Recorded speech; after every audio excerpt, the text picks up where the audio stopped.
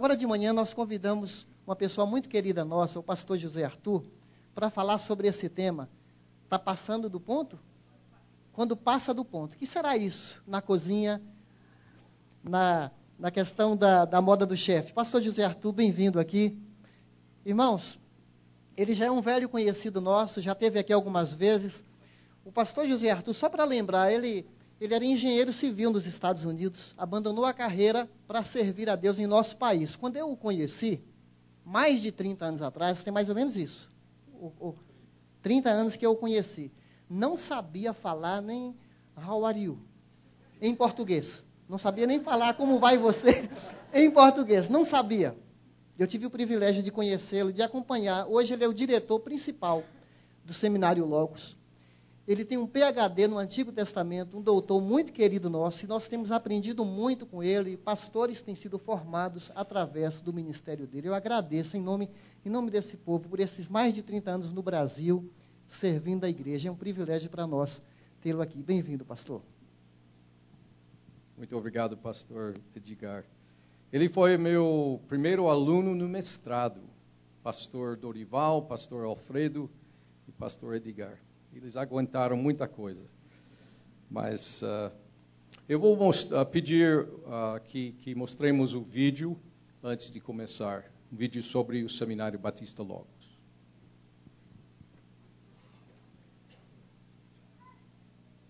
Jesus Cristo é o centro de tudo o que fazemos em nossa vida diária. Onde estamos, para onde vamos, com quem conversamos. A luz de Cristo deve brilhar em nós e assim alcançaremos as pessoas ao nosso redor. Por este motivo é que Jesus Cristo também é o centro de tudo o que fazemos aqui no Seminário Batista Logos. O nosso compromisso é adorá-lo em todas as nossas atividades. Ele é o centro das nossas aulas, do nosso ensino e de tudo o que fazemos. A missão do seminário é equipar pastores, professores e outros cristãos a fim de glorificar o Senhor, servindo a igreja com excelência no Brasil e no mundo. Seja qual for o seu interesse ou área de atuação, o Seminário Batista Logos existe como instituição de ensino, com o objetivo de equipar você para servir a Cristo com excelência. Toda a matéria nossa, tudo aquilo que falamos, é estritamente bíblica. Nós não temos caminhado e desviado nem para a esquerda, nem para a direita. Nós cremos na inerrância da Bíblia, no método histórico-gramatical de interpretação bíblica e na salvação que procede completamente de Deus e não do homem. Nossos professores são mestres, doutores e pastores piedosos que amam ensinar acerca do Senhor Jesus e de sua palavra. Cada aula é uma experiência nova e desafiadora. Os professores trazem os temas embasados na palavra, nos desafiam a viver a vida cristã e encorajar outros a viverem. Recomendo e repito, a experiência de conhecer servos de Deus aqui e compartilhar da experiência de vida com Cristo sempre me encoraja. De aluno para funcionário, para professor, enfim, tive todo esse envolvimento com o seminário. E hoje, já então há mais de 15 anos, sou professor aqui nesse seminário. Sou muito grato a Deus pelo meu envolvimento com ele, a oportunidade de me desenvolver aqui, ficar equipado e habilitado para o ministério. Os nossos valores são integridade bíblica, relevância cultural, excelência acadêmica e formação espiritual. Eu vejo a importância do seminário do Logos aqui na cidade de São Paulo como sendo um dos seminários que consegue manter uma teologia conservadora, uma teologia bíblica realmente. E são poucos os seminários assim dentro da cidade. Muitos saem daqui para estudar e tem que investir integralmente o seu tempo em estudo. E o Logos consegue ser uma opção ainda, mantendo qualidade de ensino e dando liberdade do aluno ainda manter uma vida profissional fora no seu tempo de estudo, mas já visando o ministério. A importância desse estudo teológico é fundamental na vida de qualquer pessoa que quer servir ao Senhor. Na verdade, eu acredito que o seminário deveria fazer parte da vida de cada cristão. Crescer no conhecimento das Escrituras, uma base sólida de ensinamento conservador, verdadeiro da palavra de Deus. Isso é fundamental para a vida de todo crente, tanto na área de espiritualidade, no crescimento dele, quanto para servir ao Senhor com excelência, com qualidade no ministério. Então é fundamental. Eu me sinto satisfeito participando dessa instituição e digo com certeza que realmente ela molda o nosso coração e a nossa mente.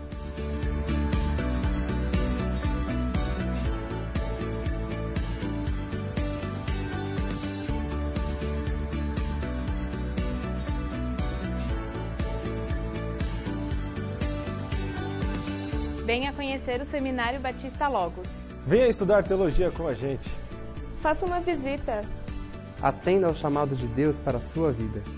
Seminário Batista Logos. Teologia que educa a mente e molda o coração.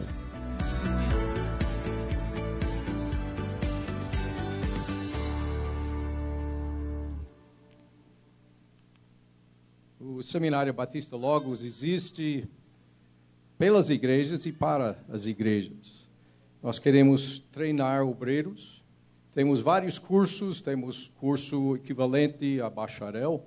Hoje não pode mais usar o termo bacharel para um curso livre, a partir de setembro, pelo menos. Mesma coisa com mestrado. Então, nós mudamos o nome do nosso mestrado para Master of Ministry. E ninguém pode reclamar. Temos curso de bacharel, temos também cursos em música, missões transculturais. Temos agora um pós em aconselhamento bíblico. Temos segunda graduações em história, filosofia e pedagogia. Olha, temos muito para oferecer. E, além disto, o curso online administrado pela Horizon. O presidente é pastor Alan Cuthbert. Meu filho trabalha com ele. Então, temos muito para oferecer. Tenho literatura comigo, se quiser, depois do culto. Mas só quis encorajar os irmãos para pensar em treinar-se mais. Vamos abrir nossas Bíblias. Hoje, o assunto, a questão de pais e filhos. Deixe-me colocar o primeiro... Deu certo. Primeiro slide. Olha, a passagem que eu citei aqui vem de Provérbios. Deixe-me ler a passagem e logo explicar. Os olhos que zombam do pai ou desprezam a obediência da mãe, corvos do ribeiro os arrancarão e os pintões da águia os comerão. O que quer dizer isso? Quer dizer que a obediência dos filhos, obedecendo aos pais, é tão importante que o Senhor pinta um retrato aqui de um filho desobediente ou sendo apedrejado pela comunidade e o corpo dele sendo comido das aves, ou uma pessoa abandonada no deserto pelo Senhor. É sério a obediência em casa. Outra passagem que mostra realmente a questão dos 10 mandamentos, Êxodo 20:12 diz: honra a teu pai e a tua mãe, para que se prolonguem os teus dias na terra que o Senhor teu Deus te dá. Aos olhos de Deus, é muito importante que os filhos obedeçam aos pais. Eu vou tratar hoje uma passagem em Efésios 6, que trata realmente de dois lados desta discussão.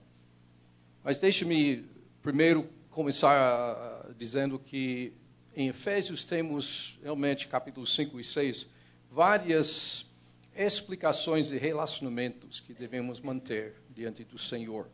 Temos o relacionamento entre nós e o Espírito Santo. Devemos nos enchermos do Espírito Santo, ao invés de vinho. O relacionamento entre irmãos da mesma igreja. Devemos nos submetermos. Vamos ver as responsabilidades que tocam na vida do pai e do filho. Agora, acho que não temos muitas crianças aqui. Acho que possivelmente temos alguns pré-adolescentes, adolescentes, jovens. Mas se você fica em casa com seus pais, você é responsável de atuar-se como filho bíblico, segundo esta passagem. E se você é pai, seus filhos não estão, você tem a responsabilidade de ensiná-los o que fica na responsabilidade do filho, biblicamente. Deixe-me ler Efésios 6, de 1 a 4. Vós, filhos, sede obedientes a vossos pais no Senhor, porque isto é justo. Honra teu pai e a tua mãe, que é o primeiro mandamento com promessa, para que te vá bem e vivas muito tempo sobre a terra. E vós, pais, não provoqueis a ira a vossos filhos, mas criai-vos na doutrina e admoestação do Senhor. Vamos orar. Obrigado, Pai, por esta passagem, por estas informações sagradas e divinamente inspiradas, que possamos ouvir para obedecer. E que o Senhor seja engrandecido, exaltado, glorificado com a obediência dos filhos e a atenção às responsabilidades dos pais. Em nome de Jesus. Amém. Vamos ver então as responsabilidades dos dois lados. A responsabilidade dos filhos, em primeiro lugar. Os filhos devem obedecer os pais de vontade. E deixe-me tentar explicar esta obediência, qual tipo de obediência estamos falando aqui. Em primeiro lugar, o texto que eu estou usando aqui, esta versão, diz: sede obedientes. A questão seria de ouvir com vontade de obedecer. Ouvir com já uma tendência de querer agradar aquele que está mostrando autoridade na sua vida. Indica que aquele que manda tem autoridade. Temos passagens que mostram obediência no Novo Testamento a Jesus. Demônios obedeceram Jesus. O mar, quem mais? O mar, o vento, obedeceram ao Senhor Jesus. Então Jesus, com autoridade, mostrou que quando ele fala, ele deve ser obedecida. Agora, no caso do filho, a obediência não deve depender das circunstâncias. Depende da autoridade do pai ou da mãe. Não deve depender de uma voz mais alta. Ela ainda não está gritando, então não vou obedecer ainda. Não deve depender do suborno. Eu vou esperar uma oferta boa, então vou obedecer. Não deve depender de uma ameaça. E é triste ver pais trabalhando para conseguir obediência dos filhos, empregando todas essas táticas. Suborno, ameaças, voz alta, quando o filho tem responsabilidade de obedecer de vontade. Os filhos devem obedecer aos pais, porque os pais têm a autoridade de Deus como guardiões. Realmente, eles devem obedecer como eles obedecem o Senhor. E por isso, como aquela passagem que lemos de Provérbios, a palavra de Deus mostra que rebelião contra a autoridade é considerado como rebelião contra Deus. E a punição é séria. Agora, também devemos obedecer no Senhor. Isto trata da atitude de obediência. Como não basta simplesmente levar uma oferta no Velho Testamento para o altar e colocar qualquer animal lá. Era obrigatório ofertar seus animais com um coração de louvor. Não simplesmente o ato, mas a atitude valeu diante do Senhor. E assim, estamos pensando na obediência sendo um ato de sacrifício, de louvor. Deixe-me ler de Filipenses 2:8, porque isto mostra como Jesus obedeceu o Pai. Achado na forma de homem, ele humilhou-se a si mesmo, sendo obediente até a morte, e morte de cruz. Jesus obedeceu o Pai, de vontade. Pode ver naquela oração dele, na véspera da sua crucificação, como ele não quis carregar os pecados do mundo. Deus e pecado não misturam, mas foi obrigatório, no caso dele, levantar os pecados do mundo. Então ele orou pedindo que o Pai tirasse aquela responsabilidade do trecho, Filipenses 2. Paulo termina este parágrafo dizendo o seguinte, que eles devem então imitar a obediência que Cristo mostrou. Ele diz, de sorte que, meus amados, assim como sempre obedecestes, não só na minha presença, mas muito mais agora na minha ausência, assim também operai a vossa salvação com temor e tremor. O Charles Swindoll uma vez disse, o caráter de uma pessoa é mostrado naquilo que ele faz quando ninguém está olhando. Eu já observei, como espectador, situações, por exemplo, no metrô, onde vários pré-adolescentes ou adolescentes estão congregados e bagunçando. Aquele ônibus escolar que passa com crianças, né, pendurados pelas janelas, jogando chicletes em todo lugar, gritando de alta voz. Será que eles fariam isso com os pais presentes? Provavelmente não. Mas Paulo diz que mesmo na minha ausência, vocês obedeceram.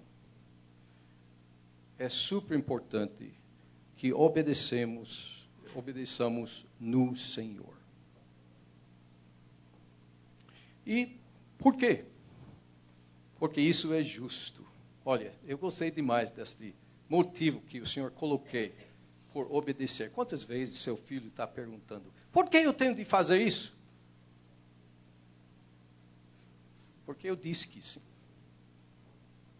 Não é necessário explicar o porquê, porque em muitos casos a criança não vai entender. E não vai concordar com você, com seu motivo de exigir um certo comportamento. Mas é justo obedecer ao Senhor. E é justo o filho obedecer ao pai. Este dever não está baseado em nenhum estudo psicológico. É justo porque Deus disse assim. No meu país, eu sei que há centenas de casos de rebelião, assaltos graves por filhos contra os pais. Nesta década, há dezenas de casos de filhos assassinando seus pais. Em muitos casos, os dois. E, tipicamente, o motivo é a amargura contra os pais por ter exercido disciplina na vida deles. Mas se disciplinarmos e pedirmos obediência no Senhor de uma maneira justa, acho que não vamos ver esses resultados. Então, qual tipo de resultado o Senhor define aqui? No versículos 2 e 3, Paulo cita o 5º mandamento, que devemos honrar os nossos pais e mães, e a promessa que segue é para que te vá bem. Temos prosperidade espiritual, qualidade de vida, quando nossos filhos estão obedecendo. O filho será abençoado porque está obedecendo a Deus, e os outros resultados, as bênçãos que vêm por causa disso, são harmonia em casa, não tem aquela batalha constante, respeito mútuo entre os membros da família que vai crescer com o tempo e vai florescer nos dias de maturidade e de ser adultos. E também vamos ter um clima de amor em casa. E o Paulo continua, e vivas muito tempo sobre a terra. Agora, este resultado pode indicar realmente uma prosperidade física, ou vamos dizer, uma quantidade de vida. Não necessariamente indica que seu filho vai viver até os 90 anos, não sabemos disso. Mas indica que a vida deste filho será tão cheia que tudo que Deus pretende vai ser realizado na vida dele. Aquele que desobedece pode até morrer antes do tempo. Quer dizer, ele não vai ter uma vida comprida, ele não vai viver muito tempo sobre a terra. Porque a própria disciplina do Senhor é sério. Podemos ver isso em 1 Coríntios, podemos ver isso em Atos 5, com Ananias e Safira. O Senhor é sério sobre disciplina. Agora, responsabilidades dos pais. E acho que temos muito mais pai do que filho aqui. Então vamos prestar atenção. No versículo 4, ele define a questão desta disciplina. Ele coloca em duas categorias, negativa e positiva.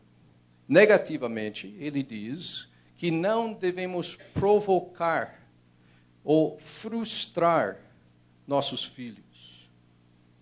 Esta frustração é um estado de ira suprimida na vida do filho, que depois de certo tempo pode manifestar-se com hostilidade. E podemos ter os resultados que eu já mencionei. Agora, muitos fatores contribuem para a frustração do filho em nossas mãos. Em primeiro lugar, podemos proteger demais o filho. Nós passamos por uma fase disso em nossa casa. Nós realmente restringimos demais as atividades de um dos nossos filhos. E acho que isso mostrou para nosso filho que não confiamos nele. Que vai gerar realmente uma amargura nos dias depois. Não devemos limitar os filhos demais nesse sentido.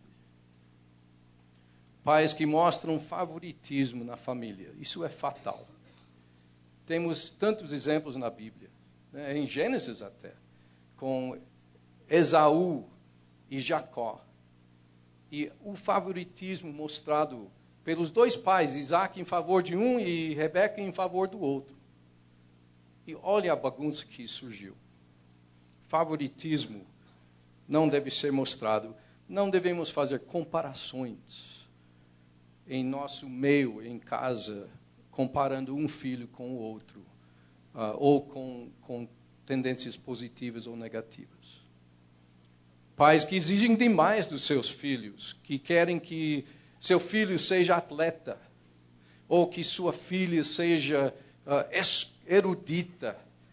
Não devemos exigir demais dos filhos, porque isto realmente é uma maneira de tentar nos engrandecermos através dos filhos. É realmente uma questão de orgulho em nossa parte fazer isso. E não devemos usar nossos filhos como ferramentas ou instrumentos para ganhar mais glória para nós mesmos. Abusos. Temos abusos físicos na forma de disciplina excessiva. Outras formas de abuso físico que nem devem ser considerados. E abusos verbais ou mentais, até emocionais. É necessário corrigir seu filho sem atacar a pessoa dele. É uma coisa dizer, você fez uma coisa má. É outra coisa dizer, você é idiota. Abusos verbais. E possivelmente o elemento maior aqui é que não estamos pecando muito, né, na criação dos nossos filhos, mas será que estamos mostrando consistência em casa, disciplinando? Esta coisa de ameaçar é um passo para inconstância. Porque ameaçando, você sabe que você não pode sempre cumprir aquela ameaça. E a próxima vez você vai ter de ameaçar ainda mais coisas mais graves. Os pais que não disciplinam também frustram seus filhos, porque os filhos estão procurando aqueles limites, querendo saber como se comportar. O pai que não dá orientação quanto a isso vai frustrar seu filho. Eu lembro uma vez eu ensinei na escola dominical. Comecei, de nada, era engenheiro. De repente, o Senhor tocou em mim e eu percebi que eu devo entrar no ministério, não sei como, não sei fazendo o que, mas comecei dando aula para meninos da segunda série, da escola dominical. E tive meninos complicados, meninos da cidade, interior da cidade, perto de Detroit, e sem muita disciplina em casa. Eu exerci um tipo de disciplina naquela sala de aula. Eu não abusei, não usei a mão, coisa assim, mas, olha, eu consegui tanto respeito em pouco tempo daqueles meninos. Todos quiseram assentar ao lado de mim, né? Estava no meio de todas as crianças. A disciplina é tão importante para mostrar para seu filho que realmente você ama a ele, você quer mostrar como ele deve proceder, ele vai ficar muito mais seguro se disciplinarmos corretamente. Agora, só ameaçando, dando suborno, etc., vai gerar insegurança na vida daquele filho. Positivamente, nós devemos disciplinar na doutrina do Senhor. Agora, isso quer dizer que o treinamento do filho deve envolver comportamento correto também. Não só a questão de escola, matemática e todos os assuntos, mas também o viver. Devemos treinar nosso filho. E assim devemos usar a doutrina do Senhor. A correção do Senhor, se quiser ler Hebreus 12, que eu não vou abrir agora, versículos 5 a 8, isto mostra que a disciplina vem do amor. E disciplinando devemos mostrar amor. Podemos limitar crianças, podemos até mostrar os limites de uma maneira física. Mas devemos mostrar amor, não ódio. Devemos mostrar aceitação, não rejeição. Devemos mostrar relacionamento, não exclusão da família. E isto deve ser feito na administração do Senhor. Agora, ele diz instrução em justiça, que vem da palavra de Deus. Deuteronômio 6 diz o seguinte, deixe-me ler para vocês. Estas palavras que hoje te ordeno estarão no teu coração, e as intimarás a teus filhos, e delas falarás assentado em tua casa, andando pelo caminho, deitando-se e levantando-se. Também as atarás por sinal na tua mão, e te serão por testeiras entre os teus olhos.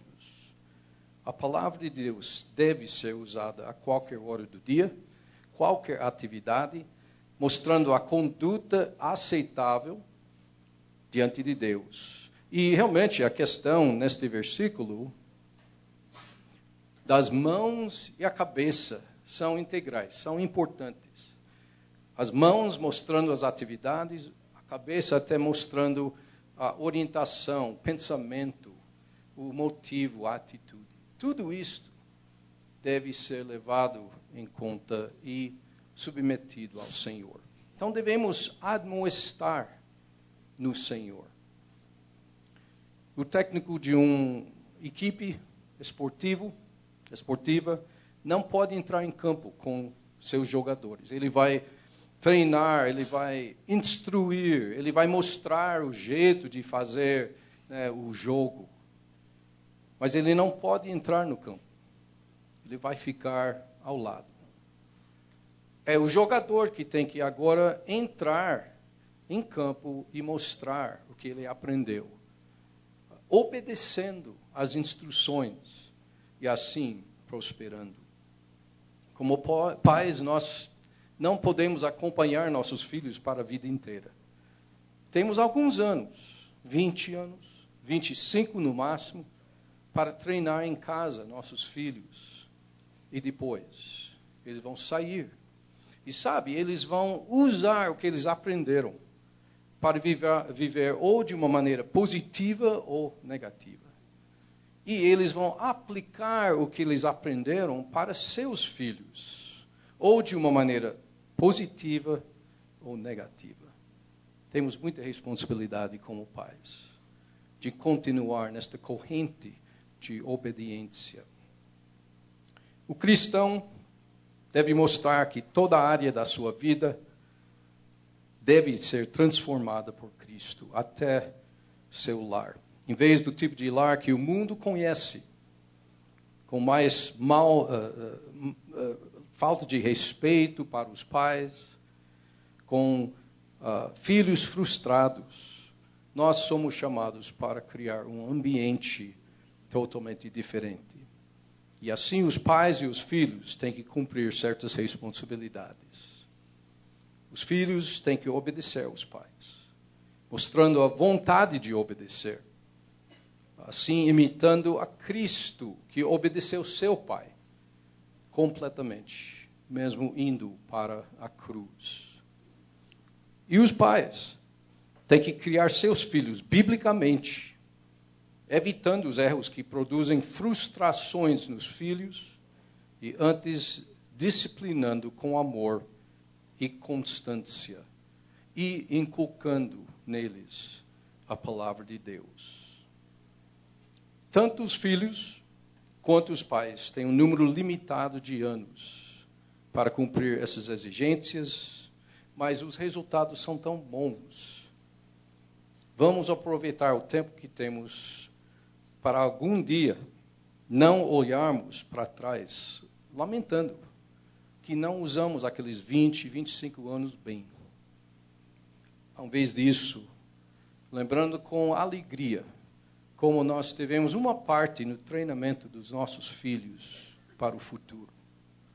E olha, o Senhor vai ser glorificado com obediência na parte dos filhos e constância, ensino da palavra de Deus na parte dos pais. Vamos orar.